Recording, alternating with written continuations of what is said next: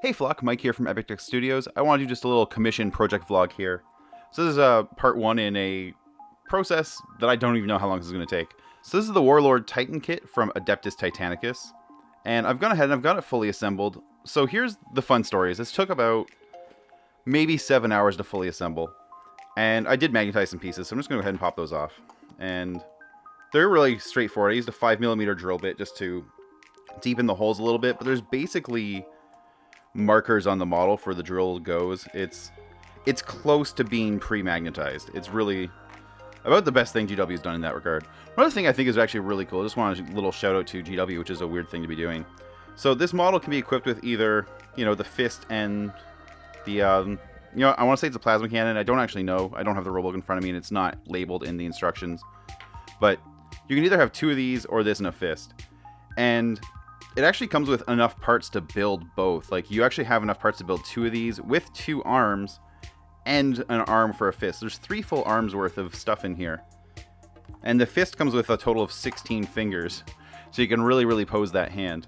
I've also just done a little bit of magnetizing here. What I did is there's a magnet way up inside, because I didn't really decide I wanted to magnetize this until I'd already assembled it. Otherwise I would have built like a little bit of a cage inside here with some plastic card to just get the magnet in a more accurate spot. But I found a little stove bolt, just stuck a little putty on the end, and yeah, that holds quite nicely. It's got, it actually pops back into place even, so I'm happy with that. So a lot of this, I actually prepared this during my live streams, and I did this in all the suggested sub-assemblies. So I had originally left all of the armor plates off. The legs were one piece, the torso was another. I even left the shoulders off the torso, the head, and so on. And then what I did on my stream, and so let me walk you through the whole process, is I'm painting this in comic style. And one thing I really do with comic style is if an area is sort of overshadowed by a more important detail, I usually just paint it black, because it's sort of something I want to fade into the background. And I knew on this model, there's a lot of really intricate inner detail that ultimately just doesn't even matter as far as comic style goes. Like, I'm going to want these big shoulder pads to be seen, and all the little fiddly bits underneath here, there's no angle where you're going to present them. You might occasionally see them looking at the model like this, but it's just not that important. Like, if you were looking at a comic book, you would see the shoulder, you would see this rib, you might see this sort of, this little angular rib on the inside holding the arm, but you wouldn't see all of this in detail inside here. Just, there's very few cases where that would happen. Unless maybe you were seeing, sort of like a marine's eye view when you were looking at the model, like almost straight up. But basically, a lot of the detail in this model is omittable in the style I want to be using. So what I did first is I assembled the whole model with blue tack, all the sub-assemblies put together.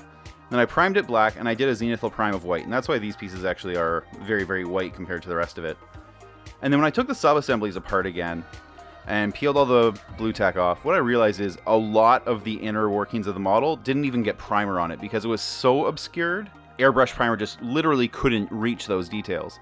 So like, for example, when I pulled, this shoulder off, behind this bolt gun here, this was just bare plastic. Everything underneath this piece of armor was just bare plastic. And I don't want to leave bare plastic exposed, because there's going to be the occasional angle you'll see it at, and I do want to make sure that it's at least got black primer on it to make a nice deep shadow. I don't want an accidental bright shadow where, some gray plastic is still showing. So what I did is I took all those sub-assemblies back apart again and primed them all black individually. Then I just scraped off the little bit that was needed to glue the model back together. And I basically put everything back together. So this is one solid piece, and this is one solid piece. I didn't leave any of the armor panels free to come off. And the reason for that is anything that's behind these armor panels should be black at this point anyway. With the way I'm going to be painting, if I can't see it to reach it, it's also an obscure enough detail that it's just not going to be, really relevant.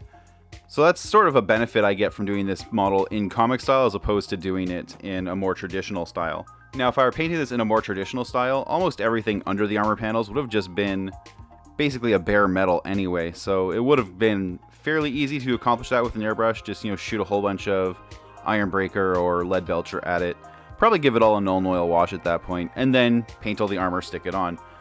But in this case, what's going to happen instead is the little bits you can see, obviously like all the sort of, assembly for the shoulders, all in here and so on. I'm going to sort of pick an angle to view the model at, and anything that's kind of cut off, like right here, like underneath this armor panel, there's some obvious details, but I'm probably not going to do much with them because maybe from, maybe I'm going to look at the model like this. And I'll care about this, but I won't really care about what's up underneath here, right? And so the parts that are not readily visible, I'll leave black, and then the other ones I'll start to paint up in a, comic style metal, which is going to be a combination of the black, white, and gray, basically. And we'll do some gold metallics as well, mostly on the trim, because there is a lot of trim on this piece. But that's step one. So step two is obviously starting to block in a bunch of color and just actually start, getting paint on this model.